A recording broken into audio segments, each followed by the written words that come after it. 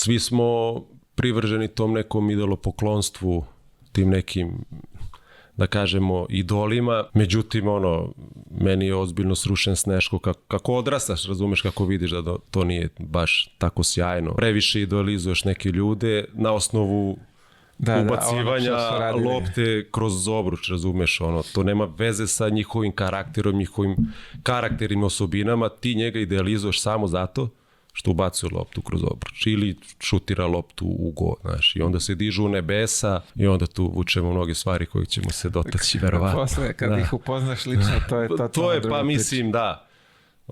Mislim, čast izuzetcima. Naravno, ali velika većina. Mislim, ne možeš ti da se nosiš sa time, tebi ego ode u nebo. Znaš, tebi svi tu titraju onu stvar. Praviš mnogo love, svi ti imponuju nešto. Opet se vraćam. I vratit ću se 10 puta. Zbog ubacivanja male loptice kroz obruč,